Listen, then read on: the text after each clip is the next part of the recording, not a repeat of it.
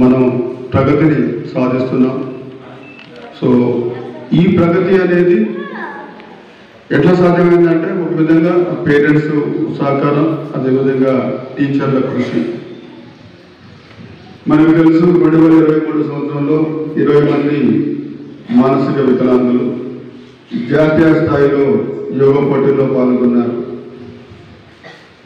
అదేవిధంగా 2025 అంటే ఈ సంవత్సరం జూన్ 21వ తారీఖు రోజు కూడా అంతర్జాతీయ యోగా దినోత్సవం రోజు మరి జాతీయ స్థాయిలో 17 మంది మానసిక వికలాంగులు పాల్గొన్నారు. అన్నిటికంటే ముఖ్యమైనది ఈ సంవత్సరం నా 30 సంవత్సరాల సాటిస్ఫాక్షన్ ఏదన్నా ఉంది మానసిక వికలాంగులు అంటే మరి కలెక్టర్ గారి చొరవతో, డిడబ్ల్యూ మేడం గారి చొరవతో మనం 65 మంది మానసిక వికలాంగులు, 10 మంది అంధులు, మొత్తం 75 మంది పిల్లలు పెరడ్ గ్రౌండ్లో స్వాతంత్ర దినోత్సవం సందర్భంగా ఒక పెర్ఫార్మెన్స్ ఇవ్వడం అనేది జరిగింది. అది మనకి అట్మోస్ట్ సాటిస్ఫాక్షన్ ఇస్తున్న అంశం. సో దీనివన్నీ కూడా ఒక మానసిక వికలాంగులకి ట్రైనింగ్ ఇవ్వడం అంటే టీచర్లు చాలా కృషి చేయాల్సిన అవసరం ఉంటుంది. ఎన్నిసార్లు పిల్లవాడు డ్యాన్స్ చేస్తే అన్నిసార్లు టీచర్లు కూడా మరి పార్టిసిపేటరీ డ్యాన్స్ వాళ్ళతో పాటు చేయాల్సిన అవసరం ఉంటుంది. చాలా కష్టంతో కూడుకున్న పని. ఈ టీచర్లకి కూడా మరి టైం టు టైం మరి ప్రాపర్ గైడెన్స్ మరి ప్రిన్సిపల్ ద్వారా కానీ, లేకపోతే పెద్దలు వస్తూ ఉంటారు, డిడబ్ల్యూ మేడం గారి సలహాలు. సో ఇట్లా చాలా మంది పెద్దల సలహాలతో మనం ఆ పిల్లల్ని 65 మంది మానసిక వికలాంగుల్ని ఒక దగ్గర కూర్చోబెట్టడమే కష్టం, 65 మంది పిల్లల్ని. సో నాకు ప్రోగ్రామ్ అయిపోయినంత వరకు కూడా కొంచెం భయం ఉండే, మధ్యలోంచి ఎంతమంది పిల్లలు వెళ్ళిపోతారు. ఎందుకంటే చాలా మంది క్రౌడ్ చూసినా, ఎవరైతే కలర్ఫుల్ డ్రెస్ చేసుకున్నా, కలర్ఫుల్ ఈవెంట్ ఏమన్నా వీళ్ళు మధ్యలో వెళ్ళిపోతారు. సో నేను అనుకుంటా ఉన్నాను, సో మా వాళ్ళు ఎంతమంది మధ్యలో వెళ్ళిపోతారు అని. ఫార్చునేట్ థింగ్ ఏంటంటే ఎవరు కూడా చాలా సిస్టమేటిక్గా, అంటే క్రమశిక్షణ, అంటే నార్మల్స్తో పాటు అంత బాగా చేయకపోయి ఉండొచ్చు, కానీ మనకి వాతావరణం కూడా అనుకూలించలేదు ఆ రోజు. సో మనకి అప్పుడు హెవీ రైన్స్ ఉండే, గ్రౌండ్ అంతా తడిగా ఉంది, బోర్డు ఉంది, పిల్లలు చేయగలుగుతారా. పొద్దున్నే ఒక ఫోన్ వచ్చింది నాకు, బాలభవన్ మేడం అంటే ఇన్ఛార్జ్, కల్చరల్ ప్రోగ్రామ్స్ ఇన్ఛార్జ్ నుంచి ఫోన్ వచ్చింది. ఇప్పటికైనా కానీ మీరు విత్డ్రా చేసుకోవచ్చే, ఇబ్బంది లేదు, పిల్లలు ఎందుకంటే చాలా పొరుదుంది గ్రౌండ్లో అంటే మేము అనుకున్నాం మరి విత్డ్రా చేసుకుంటే దాదాపు ఒక 10-15 రోజులు పిల్లలందరూ చాలా కృషి చేశారు, టీచర్లు అందరూ కృషి చేసినారు. సో వీళ్ళందరూ కూడా గ్రౌండ్ ఎక్స్పోజర్ అవ్వాలని బయటకు ఎక్కడికో తీసుకెళ్ళి గ్రౌండ్లో వాళ్ళకి దాదాపుగా 10 రోజులు ట్రైనింగ్ ఇచ్చినాం. సో ఇవన్నీ అల్టిమేట్ సక్సెస్ అయింది. సో దానికి నేను ముఖ్యంగా ఫస్ట్ అయితే డిడబ్ల్యూ మేడం గారికి నేను కృతజ్ఞతలు తెలుపుతున్నాను. ఎందుకంటే ఆయన సహకారం లేకుండా, సో నన్ను కూడా మేడం డైరెక్ట్గా కలెక్టర్ గారి దగ్గర తీసుకెళ్ళి మేము ఒక అప్లికేషన్ కూడా సబ్మిట్ చేసినాం. సార్ మాకు ఒక అవకాశం కల్పించండి అని. యాక్చువల్గా 30 సంవత్సరాల్లో మీరు ఎక్కడైనా తెలుసుకోండి, మానసిక వికలాంగులకు ఇప్పటి వరకు ఏ పెరడ్ గ్రౌండ్లో కూడా పెర్ఫార్మెన్స్ చేసే అవకాశం ఎక్కడా రాలేదు. ఎందుకంటే డెఫ్ చేసినారు, బ్లైండ్ చేసినారు, ఆర్థోపెడికల్ హ్యాండిక్యాప్ చేసినారు. బట్ మానసిక వికలాంగులు 65 మంది మానసిక వికలాంగులు cultural programme. Welcome to variation sir. 65 మంది మానసిక వికలాంగులు ఒక దగ్గర చేయడం అనేది చరిత్రలోనే నేనైతే అనను. ఎందుకంటే నేను దేశంలో మేమే ఫస్ట్ అని, మా తెలంగాణలో నాకు పక్కా తెలుసు.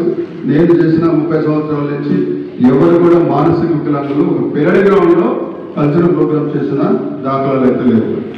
సో వీటన్నిటి కూడా మరి అధికార యంత్రాంగం సహకారం ఉంది, టీచర్ల సహకారం ఉంది, పేరెంట్స్ సహకారం ఉంది. సో వీళ్ళందరూ కూడా నేను ఈ సందర్భంగా ధన్యవాదాలు తెలియజేస్తున్నా. అదేవిధంగా మనకి కేంద్ర ప్రభుత్వం నుంచి ప్రతి సంవత్సరం మనకు కొన్ని కొత్త రూల్స్ వస్తూ ఉన్నాయి. సో మనందరం కూడా రెడీగా ఉండాలి. ఎందుకు రెడీగా ఉండాలంటే ఏ క్షణమైనా కానీ గవర్నమెంట్ సహాయము గ్రాంటీని ఆగిపోవచ్చు. ఇప్పటికే వాళ్ళు కొమ్మరలేక పోగబెట్టిన విధంగా చాలా రెస్ట్రిక్షన్స్ వచ్చినాయి. ఆ రెస్ట్రిక్షన్స్ లో ప్రధానమైనది ఏంటంటే యూడిఐడి కార్డు. యూడిఐడి కార్డు అనేది ఒక మానసిక వికలాంగుడికి రావాలంటే స్కూల్ ప్రమేయం ఉండదు.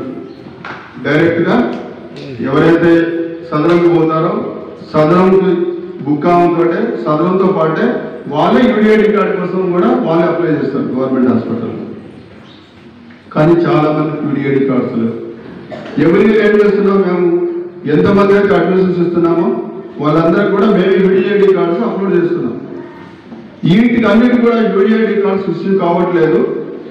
సో రీసెంట్గా కొత్త గైడ్లైన్స్ ప్రకారం ఏంటంటే ఎవరైతే మానసిక వికలాంగులు యూడిఐడి ఎక్నాలెడ్జ్మెంట్ ఉన్నా సరిపోతుంది కదా. సదరం అనేది అల్టిమేట్, సదరం పనికిరాదు. యూడిఐడి కార్డు ఉంటేనే మేము గ్రాంట్ పీరియడ్ ఇస్తాము. మీ స్కూల్లో ఎంతమంది పిల్లలు ఉన్నారు? మన స్కూల్లో 185 మంది పిల్లలు ఉంటే మనకున్నది 110 మందికి యూడిఐడి కార్డ్స్ ఉన్నాయి. మిగతా 75 మందికి గ్రాంట్ పీరియడ్ ఉండదు, గుర్తుపెట్టుకోవాలి. మరి మనం 150 మంది మీద ఖర్చు పెట్టాలి. ట్రాన్స్పోర్టేషన్ ఉంటుంది, మనం ఒక 2 బస్సులు అరేంజ్ చేసుకున్నాం, మధ్యాహ్న భోజనం అరేంజ్ చేస్తున్నాం, హాస్టల్ ప్రొవైడ్ చేస్తున్నాం. ఇన్ని ఉన్న ప్రభుత్వం ఏదో ఒక విధంగా ఇబ్బందులు పెడుతుంది. నేను అనుకున్నాను ఏంటంటే రాబోయే కాలంలో గ్రాంట్ క్లోజ్ చేయాలి కాబట్టి, క్లోజ్ చేసేందుకు అవకాశం కాబట్టి ఈ విధంగా అంటే మనం అప్లై చేసిన గ్రాంట్లో మేడం గారు రికమెండేషన్ చేసిన గ్రాంట్లో మనకు 50% వస్తుంది ఎవ్రీ ఇయర్. మరి 50%కి మనం చదువు చెప్పట్లేదు, మనం 100% చెప్తున్నాం చదువు. 120 మంది అంటే 170 మంది పిల్లలకి రెగ్యులర్గా మన దగ్గరికి వస్తారు, వాళ్ళకి మనం చదువు చెప్తానే ఉంటాం. బట్ ఇప్పుడేమంటున్నారంటే రాత్రి ఢిల్లీతో మాట్లాడిన విషయం, నేను మినిస్ట్రీ వాళ్ళతో మాట్లాడిన విషయం ఏంటంటే మీ దగ్గర 110 మెంబర్స్ ఉన్నారు యూడిఐడి కార్డ్స్ ఎలిజిబిలిటీ ఉన్న వాళ్ళు, ఆ 110 మందికి ఇస్తామంటున్నారు. ఇది ఒక అంశం. 110 మంది పిల్లలకు వస్తుంది గ్రాంట్. ఎవరికైతే సిఆర్ఆర్ యాక్టివ్ ఉంటేనే గ్రాంట్ ఇస్తుంది. లాస్ట్ ఇయర్ అప్లై చేసిన వాళ్ళకి సిఆర్ఆర్ మనం ఎక్కడి నుంచి ఇస్తాం, ఇప్పుడు ఏమంటే ఇస్తామా? లాస్ట్ ఇయర్ ఆగస్టులో మేడం గారికి మనం ఫైల్ సబ్మిట్ చేసినాం. సెప్టెంబర్ అక్టోబర్లో మేడం గారు ఇన్స్పెక్షన్ చేసి పంపించేశారు. వాళ్ళకి మనం ఇప్పుడు సిఆర్ఆర్ నెంబర్ ఎక్కడ తీసుకొస్తాం? సిఆర్ఆర్ నెంబర్ లేకపోతే గ్రాంట్ లేదు. సో ఇవన్నీ ఏమి సూచిస్తున్నాయంటే అల్టిమేట్గా ఎవరైతే వికలాంగుల కోసం దివ్యాంగుల కోసం పనిచేస్తున్నారో, ఇది నేను ఒకటే ఎదుర్కొంటున్న సమస్య కాదు, దేశం మొత్తం ఎదుర్కొంటున్న సమస్య. దేశం మొత్తం కూడా వికలాంగుల స్కూల్స్ అన్ని కూడా ఎదుర్కొంటున్న సమస్య. దేశం మొత్తం మీద డెఫిషియన్సీ డాక్యుమెంట్స్ పెట్టండి అని అడిగారు వాళ్ళు. అంటే పోయిన సంవత్సరం మీరు సబ్మిట్ చేసిన దాంట్లో కొంతమందికి సిఆర్ఆర్ నెంబర్స్ లేవు. పోయిన సంవత్సరం సబ్మిట్ చేసిన స్టాఫ్కి ఇప్పుడెక్కడి నుంచి వస్తుంది సిఆర్ఆర్ నెంబర్? వాళ్ళకి జీతాలు ఇచ్చేసినాం, కొంతమంది ఉన్నారు, కొంతమంది డ్రాప్ అయిపోయారు. వాళ్ళకి సిఆర్ఆర్ నెంబర్ ఇస్తే మేము వాళ్ళకి సాలరీస్ రిలీజ్ చేస్తాం, లేకపోతే సాలరీస్ లేవు. ఈ విధంగా మనం అన్ని క్యాలిక్యులేట్ చేసుకుంటే మేడం రికమెండ్ చేస్తారు, ఒక అమౌంట్ రికమెండ్ చేస్తారు. మేడం కలెక్టర్ గారు ఒక కమిటీ ఏర్పాటు చేస్తారు. కమిటీ నుంచి మన దగ్గరికి ఒక 3 కమిటీ సభ్యులు 2 కమిటీ సభ్యులు వస్తారు. అందులో మేడం గారు ఉంటారు, ఒక ఆడియో ర్యాంక్ ఆఫీసర్ ఉంటారు. వాళ్ళు తరువుగా చెకప్ చేసిన తర్వాత ఇక్కడి నుంచి ఒక రికమెండేషన్ పంపిస్తారు. దాన్ని కలెక్టర్ గారు ఎండోర్స్ చేస్తారు, కలెక్టర్ గారు సంతకం పెడతారు. ఒక ఐఏఎస్ ఆఫీసర్ సంతకం పెట్టిన ఇన్స్పెక్షన్ రిపోర్ట్ కూడా విలువ లేకుండా కేంద్ర ప్రభుత్వంలో గ్రాంట్స్ రిలీజ్ అవుతున్నాయి.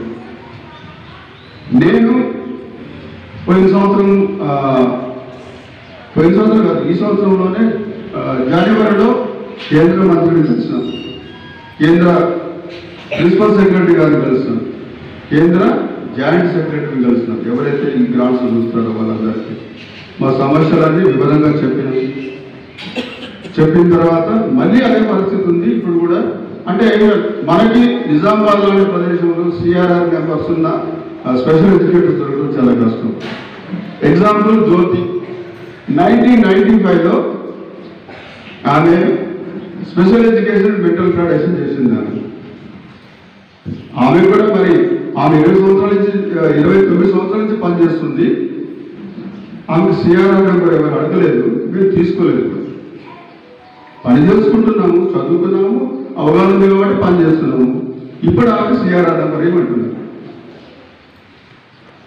సో సిఆర్ఆర్ నెంబర్ ఇప్పుడు ఎక్కడ తీసుకొస్తాం? సిఆర్ఆర్ ఆర్సీఐ ఇంతకుముందు ఎట్లా ఉంటుందంటే ఆన్లైన్లో అప్లై చేస్తే ఆర్సీఐ వచ్చేది. ఇప్పుడు ఆన్లైన్లో అప్లై చేసి అక్కడ తెలిసిన వాళ్ళు ఉంటేనే సిఆర్ఆర్ నెంబర్ అనేది ఒక టీచర్కి ఇష్యూ అవుతుంది. ఇప్పుడు అది ఈజీ కాదు సిఆర్ఆర్ నెంబర్ కాదు. సో ఆమె ఇప్పుడు క్వాలిఫైడ్ కాదు.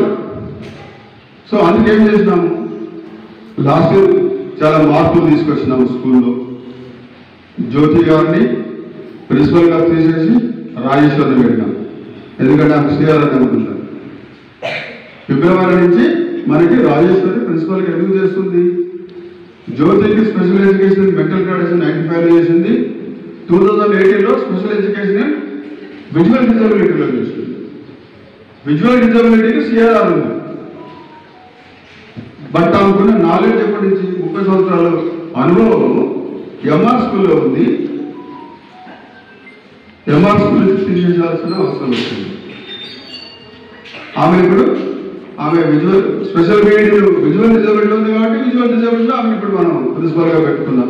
ఇన్ని మార్పులు చేర్పులు అనేది మన వ్యవస్థాగతంగా మనం అంటే సంస్థాపరంగా ఇవన్నీ కూడా మనం చేసుకుంటున్నా. ఇంకా చాలా ఇబ్బందులు వస్తున్నాయి. అల్టిమేట్గా వాళ్ళు ఏమనుకుంటున్నారంటే మనం రికమెండ్ చేసిన కలెక్టర్ గారు రికమెండ్ చేసిన దాంట్లో వచ్చి 50% గ్రాంట్ కూడా మన చేతికి వచ్చే అవకాశం లేదు. కాబట్టి మేము చాలా కాలం దీన్ని మేము మోయలేమేమో భారం. సో పేరెంట్స్కి మేము చెప్పాల్సింది ఏంటంటే, ఎందుకు చెప్పాల్సి వస్తుంది ఏంటంటే పేరెంట్స్ కూడా ప్రిపేర్గా ఉండాలి. ఏ క్షణమైనా కానీ గ్రాంట్ కింద ఆగిపోతే స్కూల్ కూడా ఆగిపోతుంది, స్కూల్ కూడా మూసేయాల్సిన పరిస్థితి ఉంటుంది. బిగినింగ్లో చేసినాం 90 స్కూల్స్ వాడేసి 2001 వరకు ఓన్గా నడపగలిగినాం. అది 20-30 మంది పిల్లలు ఉంటే అప్పుడు ట్రైనింగ్ అవసరం లేదు, పీడబ్ల్యూడీ సర్టిఫికేట్ అవసరం లేదు.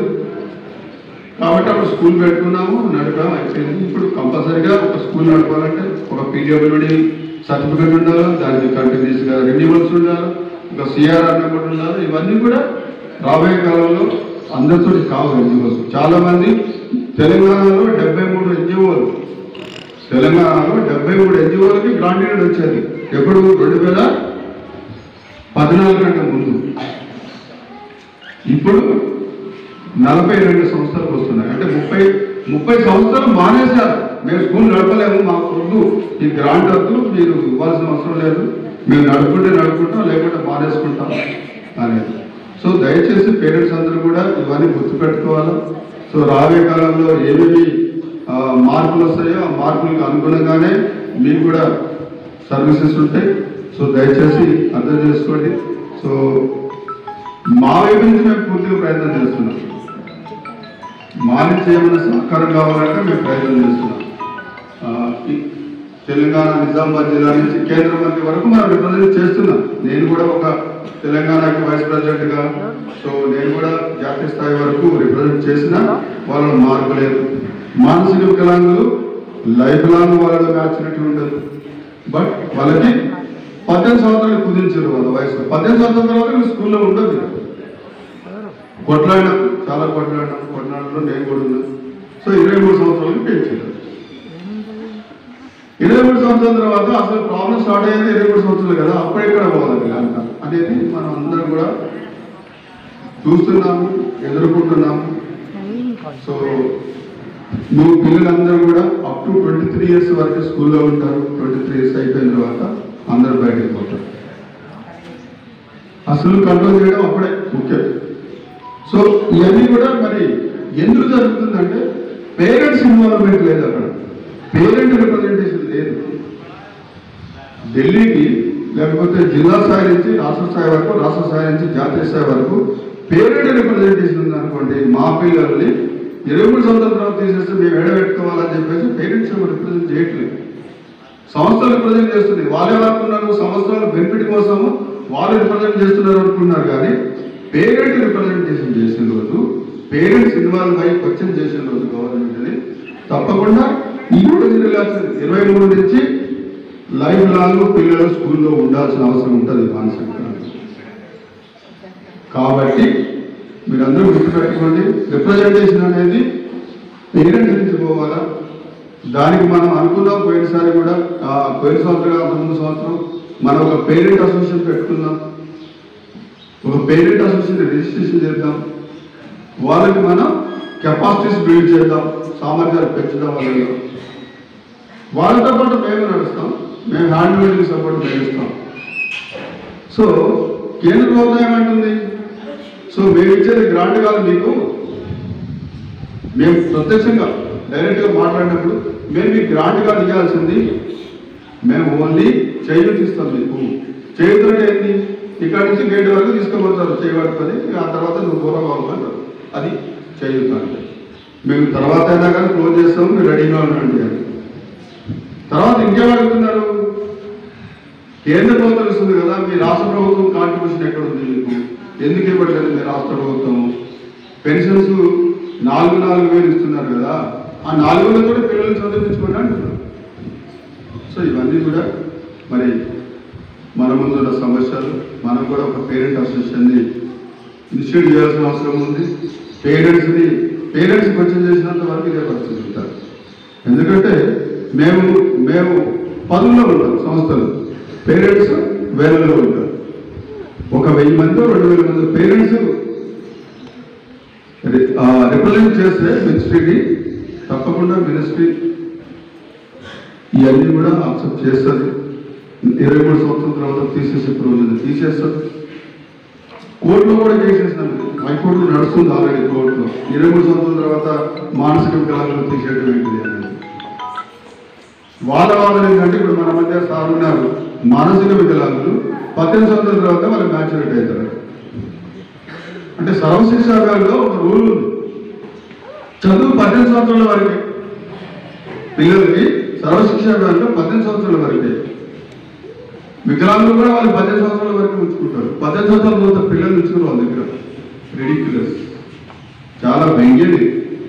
ఎవరైనా నమ్ముతారు? మానసిక వికలాంగుల్ని అసలు స్టార్ట్ అయ్యేదే ప్రాబ్లం 18 ఇయర్స్.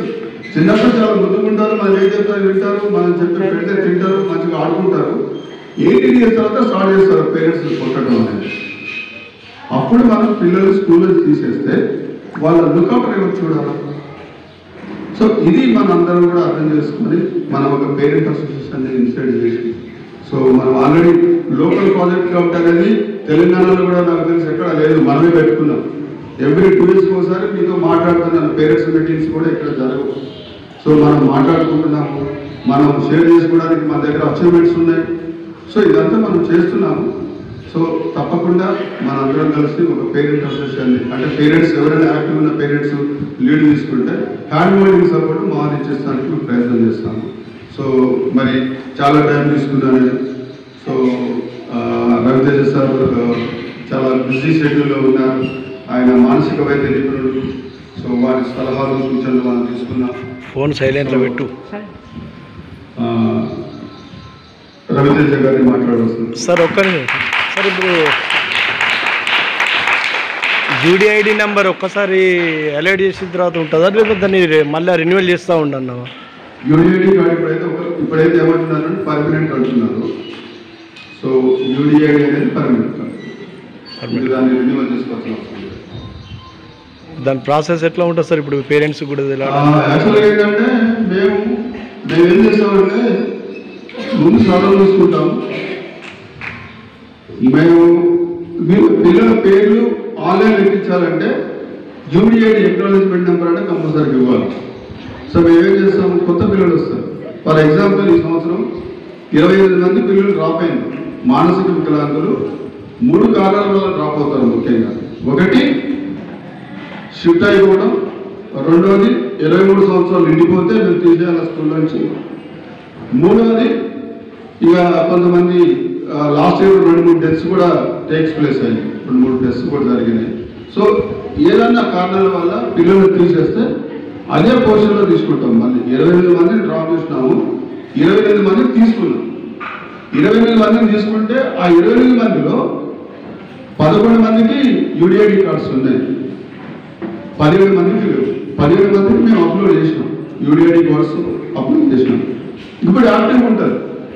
ఈ సంవత్సరం మనం అప్లోడ్ చేసిన తర్వాత వితిన్ 3 monthsలో కార్డు రావాలి.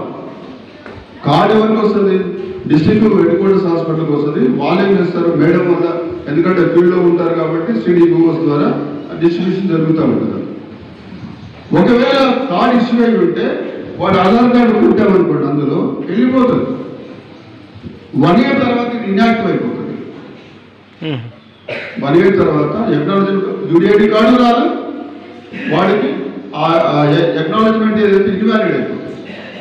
సో దిస్ ఇస్ ఇన్వాలిడ్ అని వస్తుంది మనం కొట్టినామంటే ఆధార్ కార్డు. సో ఈ ఏడు మేము 17 మందికి యూడిఐడి కోసం అని చెప్పేసి అప్లోడ్ చేసినాము. వాళ్ళకి ఎక్నాలజ్మెంట్ వస్తుంది, ఆ ఎక్నాలజ్మెంట్ తీసుకుంటున్నాం మేము. ఇప్పుడు మనకి సదరం క్యాంప్స్లో ఏం చేస్తున్నారంటే సదరం సర్టిఫికేట్ ఇవ్వట్లేదు.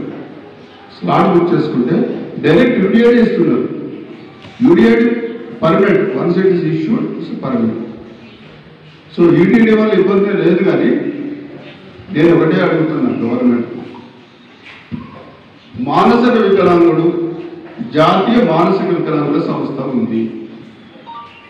జాతీయ మానసిక వికలాంగుల సంస్థను కేంద్ర ప్రభుత్వం ఆధ్వర్యంలో మినిస్టర్ ఆఫ్ సోషల్ జస్టిస్ మనకి సికింద్రాబాద్లో ఇచ్చింది. ఇచ్చిన తర్వాత ఏం జరుగుతుంది? వాళ్ళు ఒక సర్టిఫికేట్ ఇస్తారు, సైకాలజికల్ అసెస్మెంట్ రిపోర్ట్ అని ఇస్తారు. సైకాలజికల్ అసెస్మెంట్ రిపోర్ట్లో ఏముంటుంది? వాడికి ఎంత ఐక్యూ ఉంది, వాడు మైల్డా, మోడరేటా, సివియర్ మెంటల్ కండిషన్ అని ఇస్తారు. ఆ సర్టిఫికేట్ అడగదంటాడు కేంద్ర ప్రభుత్వం. ఎవడైతే వాడు అర్థంలోనే ఇప్పిస్తున్నాం, వాడి కింద వాడిని అడగదంటాడు. యూడిఐడి కావాలంటాడు, యూడిఐడి కోసం అప్లోడ్ చేస్తున్నాం. ఆ ఏదైతే ఎన్ఐఎంఎస్ ఇచ్చిందో ఎన్ఐఎంఎస్ సర్టిఫికేట్ మీద మేము సదరంకి పోమంటున్నాం. మళ్ళీ సదరం తీసుకుంటున్నాం. సదరము ఎన్ఐఎంఎస్ సర్టిఫికేట్ తీసుకొని మేము యూడిఐడికి అప్లై చేస్తాం. ఎందుకంటే మాకు కంపల్సరీగా యూడిఐడి ఎక్నాలజ్మెంట్ నెంబర్ ఉంటేనే ఆన్లైన్లో పోర్టల్ అప్లోడ్ అవుతుంది. కాబట్టి ఇచ్చిన తర్వాత వాళ్ళు దానికి యూడిఐడి ఇస్తుంది. తర్వాత వాళ్ళ పిల్లలకి ఇబ్బంది అయితే ఉంటుంది సార్. పిల్లలకి ఇబ్బంది అవుతుంది. అదే స్కూల్కి ఇబ్బంది అయితే స్కూల్ నుంచి పిల్లలకి వాళ్ళకి సర్వీస్లో వాళ్ళకేమి ఇబ్బంది కలదు, వాళ్ళకి తెలియదు. అదే ఇప్పుడు వీళ్ళు అప్లై చేసి ఎంతమంది అడగండి, వాళ్ళకి అప్లై చేసుకోవాలంటే కూడా తెలియదు సార్. నాకు గ్రాంట్ వచ్చేటప్పుడు అదే చెప్తున్నా. పోయిన సంవత్సరం మేడం ఏం చేశారంటే 181 మంది పిల్లలు మీ స్కూల్లో వాళ్ళు వచ్చిన రోజు అంతమంది ఉన్నారు, అంతమందికి రికమెండ్ చేశాను. కేంద్ర ప్రభుత్వానికి ప్రపోజల్స్ కూడా వెళ్ళిపోయింది. ఎప్పుడు వెళ్ళిపోయింది? పోయిన నవంబర్లో వెళ్ళిపోయింది. సో వెళ్ళిపోయిన తర్వాత పోయిన సంవత్సరంలో మీ దగ్గర పనిచేసిన స్టాఫ్కి ఇప్పుడు సిఆర్ఆర్ నెంబర్ 700 వస్తాయి. అంటే వాడు కొంచెం సమంజసం కాదు కొంచెం. ఒకటి.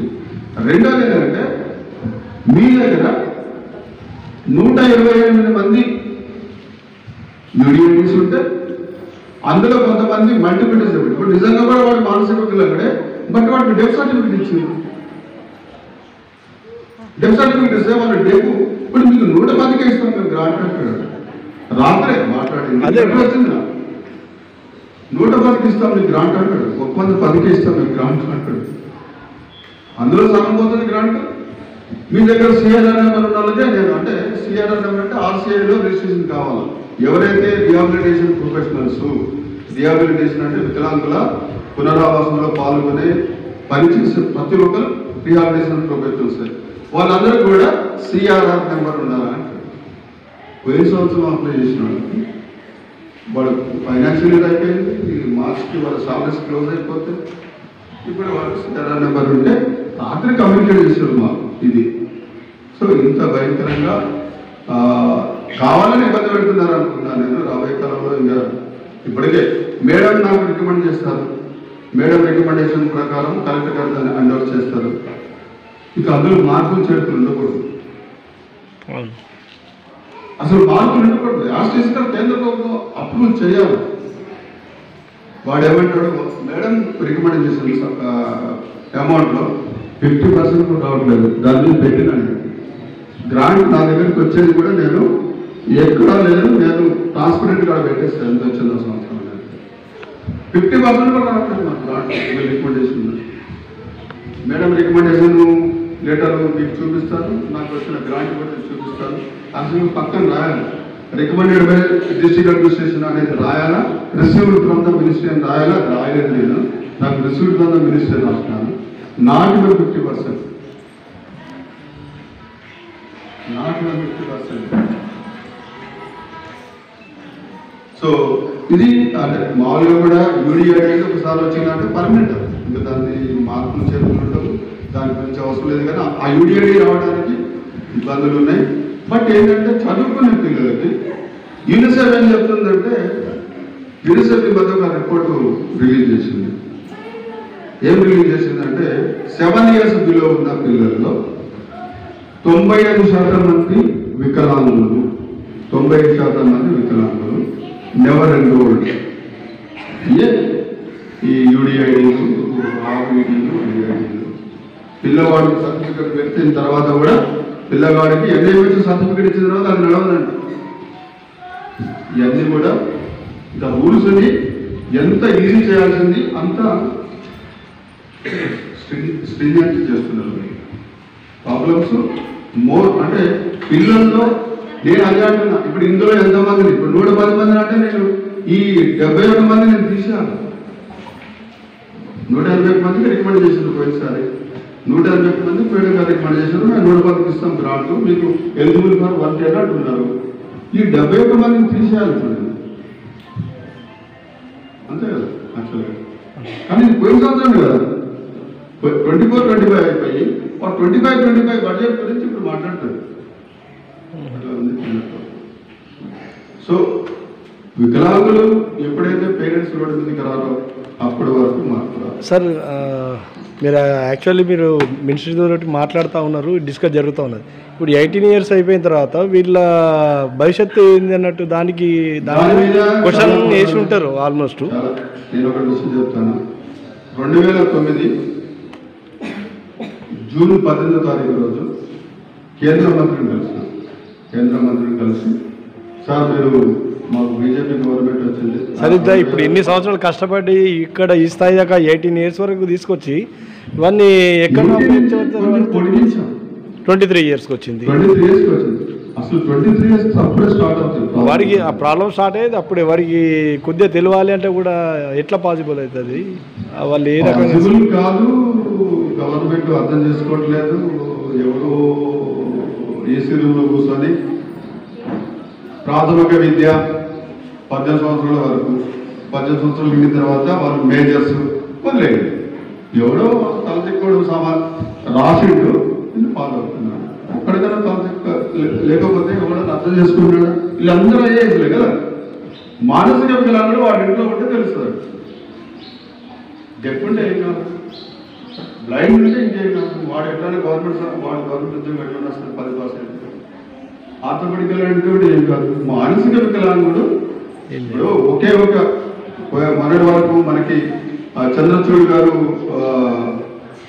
చీఫ్ జస్టిస్ ఆఫ్ సుప్రీంకోర్టు ఉన్నప్పుడు చాలా అంశాలు ఆయన లేవనెత్తాడు వికలాంగులకు సంబంధించి. గవర్నమెంట్ స్పందలేదు. Chief justice of the supreme court ఆయన 2 పిల్లల్ని అడాప్ట్ చేసుకున్నాడు. 2 కూడా డిజేబుల్డ్ పిల్లలు. వాళ్ళు డిజేబుల్డ్ పిల్లలు 2 అడాప్ట్ చేసుకున్నాడు. ఆయన 2 పిల్లలు డిజేబుల్డ్.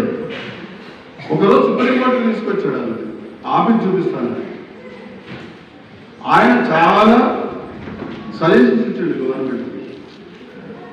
కొందరు ఏం ఇంప్లిమెంటేషన్ కాదు.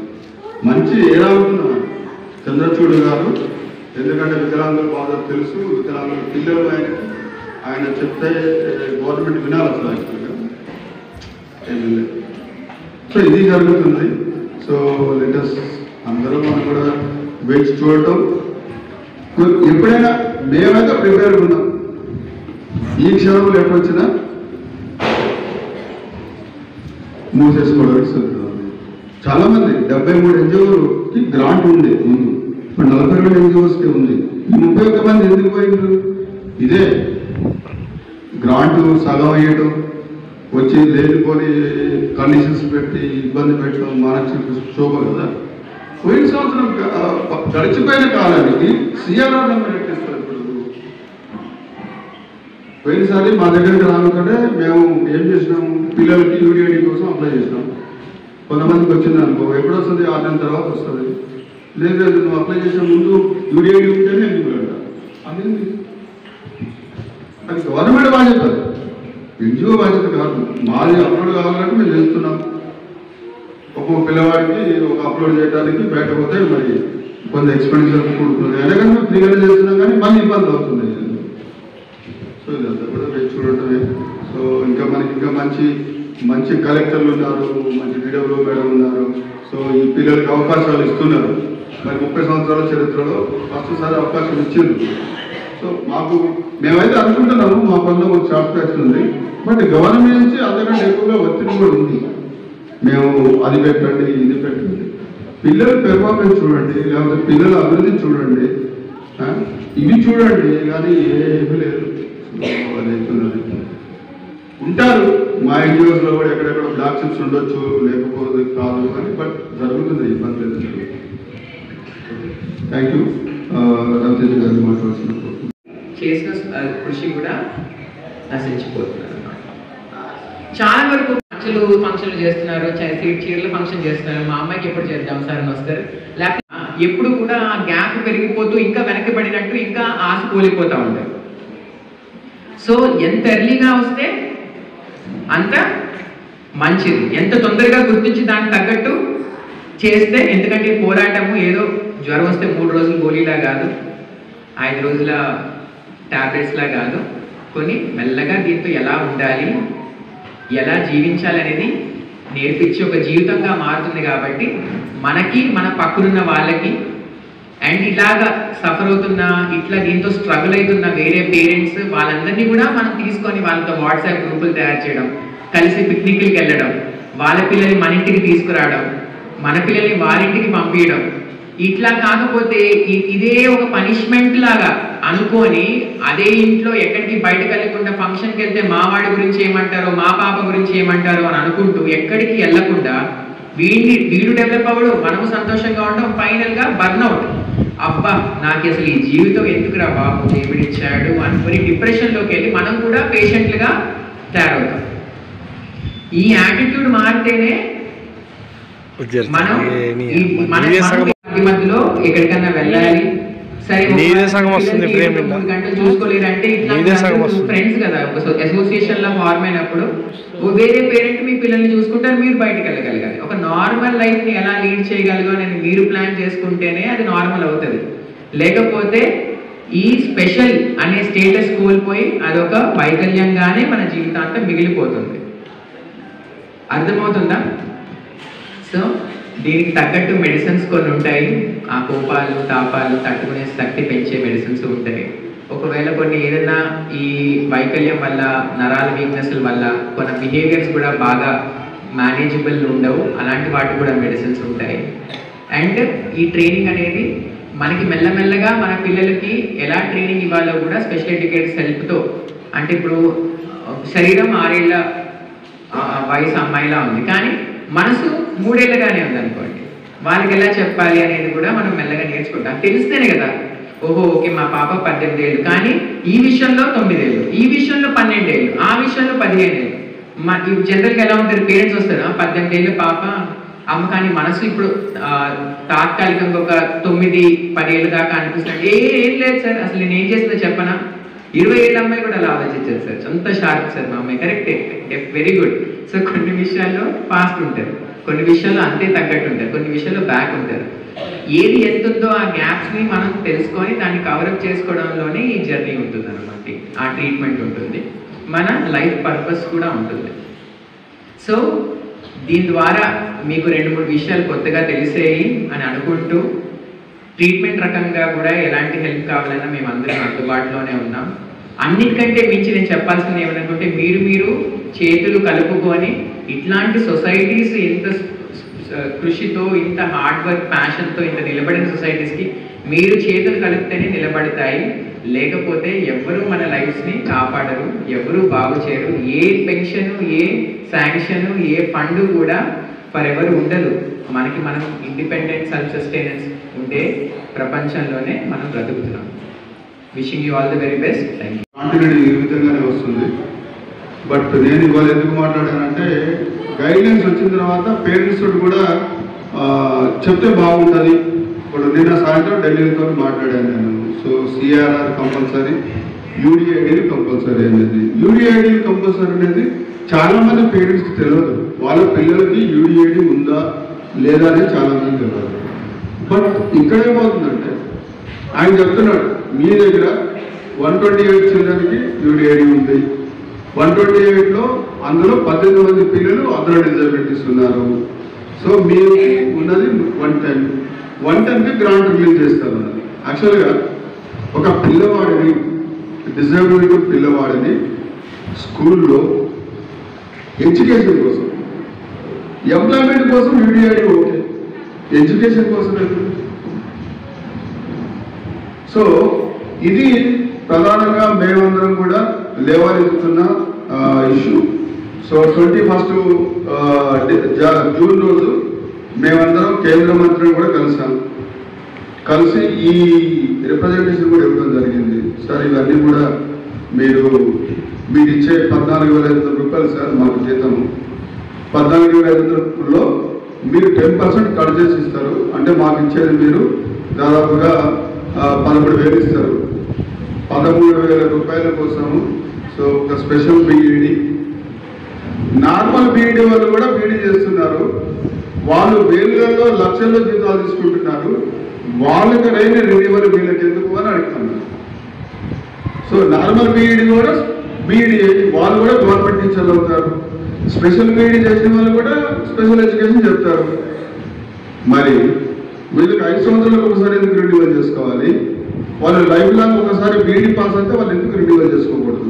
వాళ్ళకు లక్షల్లో జీతాలు ఉంటాయి, వీళ్ళకి 13,000 మ్యాక్సిమం ఇచ్చేది గవర్నమెంట్.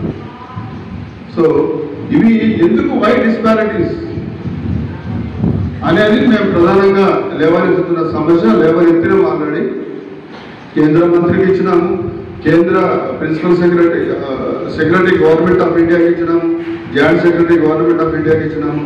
సో అందరికి ఇచ్చి సో ఒకటే అడుగుతున్నాం ఏంటంటే వీళ్ళకి మీరు ఆర్సీఐ పుట్టిన తర్వాత ఇది కేవలం ఈ రిన్యూవల్స్ ఎందుకో తెలుసా? కేవలం ఆర్సీఐకి డబ్బులు రావడం కోసమే పెట్టింది. ఎవ్రీ రిన్యూవల్ అప్పుడు వీళ్ళు కొంత డబ్బులు కడతారు. అది కూడా 100 మార్కులు ఉంటేనే రిన్యూవల్ అవుతుంది. ఈ 100 మార్కులు రావాలంటే ఎవరు పెట్టాలా ట్రైనింగ్? వీళ్ళకి రిప్రజెంటేటివ్ సిఆర్ఏ ట్రైనింగ్స్ ఎవరు పెట్టాలా? ఆర్సీఐ పెట్టాలి. ఆర్సీఐ ఇంతకాలం పట్టించుకోలేదు. సో ఇది సమస్యలు ఉన్నాయి. సో సమస్యలు సుడిగండంలో స్వచ్ఛత సేవా సంస్థలు ఇదే కాదు, దేశవ్యాప్తంగా నడుస్తుంది. కాకపోతే ఏంటంటే వేరే రాష్ట్రాల నుంచి రిప్రజెంటేషన్ రాదు. తెలంగాణ, ఆంధ్ర నుంచి ప్రధానమైన 2009 నుంచి చెప్తున్నాను. 2014లో అప్పుడు మినిస్టర్ని కలిసినాం. 2014 జూన్ 11 రోజు అప్పుడున్న తావర్చంద్ గెహ్లోట్ గారు, ఇప్పుడు కర్ణాటక గవర్నర్ అయిన మినిస్టర్ గారు కలిసి, సార్ 18 సంవత్సరాల తర్వాత పిల్లల్ని స్కూల్ నుంచి పోమంటే రెడీ పోవాలంటే అట్లానా? నాకు తెలియదు. అట్లా పంపిస్తారు, ఏం చేస్తారు పిల్లలు? మెటల్ ఎండినాడు పిల్లలు బయటకు పోయి ఏం చేస్తారు అన్నాడు. సో చాలా స్పందించాడు అని చెప్పేసి ఆయన మళ్ళీ ఒకటి కూడా అడిగింది. అప్పుడు ఆ రోజు చెప్పారు, అయ్యా మీరు నాకు ఇచ్చిన ఈ రిప్రజెంటేషన్ వెంకయ్యనాయుడు గారికి చెప్పకండి, ఎందుకంటే ఆయన ఒక పెద్ద మీ ఆంధ్ర ఆయనకి చెప్పకండి, నేను ఈ ప్రాబ్లం నేను సాల్వ్ చేస్తాను అన్నాడు. కరెక్ట్గా 2-3 years తర్వాత ఏం స్పందన లేదు. మళ్ళీ మేము అడిగినాం అదే తావర్చంద్ గెహ్లోట్ని, సార్ 3 years దాకా మీకు రిప్రజెంటేషన్ ఇచ్చామంటే అప్పుడు ఒక మాట అన్నాడు, ఏంటంటే 18 సంవత్సరాల దాకా గవర్నమెంట్ బాధ్యత, 18 సంవత్సరాల తర్వాత పేరెంట్ బాధ్యత. అదే minister, same minister after 3 years. So ఆయన్ని ఎడ్యుకేట్ చేసాము, అది మేము ఎడ్యుకేట్ చేసాము. సో ఇది జరిగింది. అయినా కానీ ఒక 5 years రిలాక్సేషన్ ఇచ్చిండ్రు. సో మనం ఇక గ్రాంటెడ్ విషయాలు మేడం ముందు ఎప్పుడు డిస్కస్ చేయలేదు, మేము కూడా ఎప్పుడు చేయలేదు. కాకపోతే వాళ్ళ పేరెంట్స్ మీటింగ్ కాబట్టి ఇది రికార్డ్ చేసుకొని రికార్డ్స్ మినిట్స్ పంపిస్తామని మినిస్ట్రీకి. యాక్చువల్గా మేము మాట్లాడింది ఏదైతే ఉన్నదో రికార్డ్ చేసుకొని రికార్డ్స్ మినిస్ట్రీ పెట్టాలి. ఇంకోటి ఏంటంటే కంపల్సరిగా మేడం గారు చెప్పింది ఒకటే, చెప్పింది సేమ్ విషయమే. డాక్టర్ రవితేజ గారు చెప్పింది ఏంటంటే పేరెంట్స్ బాధ్యత పెరగాలి, పేరెంట్స్ ఇన్వాల్వ్మెంట్ పెరగాలి, పేరెంట్స్ డిమాండ్స్ పెరగాలి. సో మా పిల్లవాడు ఏంటున్నాడు, వాడు చదివి ఏమన్నా ఉద్యోగం చేసేది ఉందా అనే భావన వదిలేస్తే వీడు పెద్ద అయిన తర్వాత నాకు సమస్య కాకుండా ఏదో ఒకటి నేర్చుకున్నాడు అని సంతృప్తి వాడిని కొంచెం ఎంకరేజ్ చేస్తే అట్లా వాళ్ళు కూడా ఒక జాతీయ స్థాయిలో ఒక సర్టిఫికెట్ సో ఏదో ఒకటి వాళ్ళు సాధిస్తానికి అవకాశం ఉంటుంది. ఎవరైతే వీళ్ళందరూ కూడా మంచి పెర్ఫార్మెన్స్ చేస్తారో స్కూల్లో వాళ్ళ ఇంట్లో 20 సంవత్సరాలు దాటిన తర్వాత కూడా పేరెంట్స్కి ఇబ్బంది ఉండదు. వాళ్ళ లైఫ్ లాంగ్ పేరెంట్స్కి వాళ్ళు సబ్మిసివ్గానే ఉండి వాళ్ళు అనుకూలంగానే ఉండి ఉంటారు. లేకపోతే బిహేవియర్ వాళ్ళు స్టార్ట్ అయితే పేరెంట్స్కి కొట్టడం మొదలు పెడతారు. పేరెంట్స్కి వైలెన్స్ ఎక్కువగా పేరెంట్స్ కూడా చేస్తారు. ఇంట్లో వస్తువులని పడేయడం, తల్లిదండ్రులు కొట్టడం, తిట్టడం, సో ఇవే చేస్తారు ఎక్కడైతే ప్రాపర్గా ట్రైనింగ్ ఇవ్వలేదో వాళ్ళు. సో కాబట్టే మనం స్పెషల్ స్కూల్స్ అంటున్నాం. సో ఈ ఏజ్ రిలాక్సేషన్ కూడా ఎందుకోసం అడుగుతున్నాం. సో మానసిక వికలాంగులకి ఏజ్ రిలాక్సేషన్ పెట్టకండి. వాళ్ళకి లైఫ్ లాంగ్ వాళ్ళు పేరెంట్స్ మీద ఆధారపడే ఉంటారు కాబట్టి పేరెంట్స్కి ఒక కనీసం 8 గంటల రిలాక్సేషన్ అనేది ఇవ్వండి. వాళ్ళు బయటకు వస్తే పేరెంట్ రిలాక్స్ అవుతారు, పనికి పోయే పేరెంట్స్ పనికి పోతారు. లేకపోతే ఏమవుతుంది, ఒక పేరెంట్ ఆ పిల్లవాడిని పట్టుకొని కూర్చోవాలి, పని వదిలేసి కుటుంబం ఎట్లా నడవాలి. సో ఈ ప్రధానంగా వస్తున్న ఇష్యూస్ కాబట్టి ఏజ్ రిలాక్సేషన్ కోసం అందరం ప్రయత్నం చేస్తున్నాం. అంటే తనకు కొద్దిగా జ్వరం ఉంది, అందుకు నేను ఇంట్లోనే ఉన్నాడు. నేను పేరెంట్స్ మీటింగ్ అంటే వచ్చాను. సో మీరు అందరూ చెప్పింది విన్నాను, బాగా అనిపించింది. సరే ఇది అంటే నా బాబు డెవలప్ అవుతున్నాడు సార్. 1 year నుంచి చేస్తున్నాను, అంటే వచ్చి ఒక 3-4 months అవుతుంది. వాడు ప్రాపర్లీ మంచిగా ఇంట్లో బిహేవియర్ చాలా బాగుంది, అందరితోటి ఆడుకుంటున్నాడు. నాకు 4 పిల్లలు, 3 పాపలు, ఈ బాబు ఫస్ట్. తను ఇప్పుడు మంచిగా బిహేవ్ మంచిగా చేస్తున్నాడు సార్. ఇలాగే అంటే సార్ చెప్తున్నారు కదా గ్రాంట్ దొరకలేదు అంటే అవకాశం ఉండదేమో అని. నేను పేరెంట్స్తో చెప్తున్నాను ఏంటంటే మళ్ళీ మనం వీళ్ళకి సపోర్ట్ చేద్దామని. మనలాంటి పిల్లలు ఇంకా ఎంతోమంది ఉంటారు సార్. మనం ఇక్కడి నుంచి ఆగిపోతే వాళ్ళకు భవిష్యత్తు ఉండదు కదా సార్. మేము కూడా వీళ్ళతోటి పోరాడతాం సార్. వీళ్ళకి ఏం సహాయత చేయాలంటే అది చేస్తాం సార్. ఎంత దగ్గర అంటే కేంద్ర ప్రభుత్వం గురించి అయినా కానీ ప్రభుత్వం గురించి మా బాధలు ఏమున్నాయో మేము ప్రత్యక్షంగా చెప్తాం సార్. మీకు మేము ఎలాంటి సహాయం చేయాలంటే అలాంటి సహాయం చేస్తాం సార్ అని చెప్పుకుంటున్నాం సార్. అలాంటి పేరెంట్స్ అందరూ కూడా ఉండాలి అన్నట్టు సపోర్ట్ చేయాలి అన్నట్టు చెప్తున్నాను సార్. నేను చాలా బాగా కష్టపడుతున్నాను సార్. టీచర్లు అయినా కానీ సార్లు అయినా కానీ అందరూ చాలా కష్టపడుతున్నారు పిల్లల గురించి. మేము ఇంట్లో ఉంటున్నాం కానీ వీళ్ళు అంటే ఇంతమంది పిల్లల్ని చూడడం అంటే కష్టం కదా సార్. అంత బాగా చూస్తున్నారు. అందుకని ఇలాంటి ఆగిపోకుండా ఉండదు. సంస్థలు అంటే చాలా ఆగిపడాలి అంటారు కదా సార్, అలా ఉండాలి అని నేను సపోర్ట్ చేస్తాను అంటున్నాను సార్. ఎక్కడైనా వెళ్ళాలి